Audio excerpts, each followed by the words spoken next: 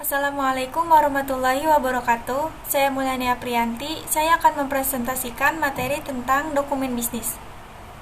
Dokumen merupakan surat-surat atau benda-benda yang berharga, termasuk rekaman yang dapat dijadikan sebagai alat bukti untuk mendukung keterangan supaya lebih meyakinkan. Bentuk dokumen tertulis yang paling banyak kita temui dalam urusan bisnis adalah berbentuk surat. Bisnis adalah suatu urusan atau kegiatan dagang, industri, atau keuangan yang dihubungkan dengan produksi atau pertukaran barang atau jasa, dengan menempatkan uang daripada entrepreneur dalam risiko tertentu dengan motif untuk mendapatkan keuntungan. Berdasarkan beberapa pengertian di atas, dapat disimpulkan bahwa bisnis adalah suatu kegiatan yang dilakukan oleh seseorang atau sekelompok orang yang sibuk melakukan pekerjaannya yang berada di bidang kegiatan dagang, industri atau keuangan yang dihubungkan dengan produksi atau pertukaran barang atau jasa yang bertujuan untuk menghasilkan keuntungan.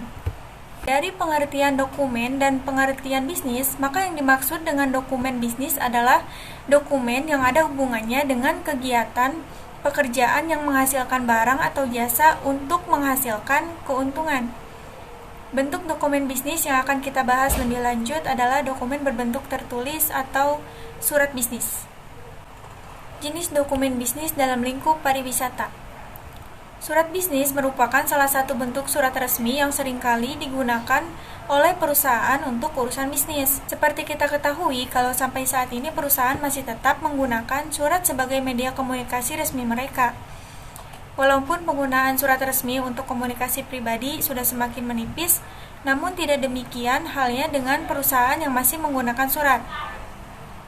Mereka menggunakan media ini untuk menjalin komunikasi, kerjasama, dan melakukan transaksi bisnis mereka. Pada pembahasan ini akan lebih memfokuskan pada dokumen-dokumen bisnis yang sering kita jumpai dalam dunia bisnis pariwisata, meliputi surat penawaran, surat reservasi, surat penolakan, surat confirmation, ucapan selamat datang, dan lainnya. Surat penawaran produk.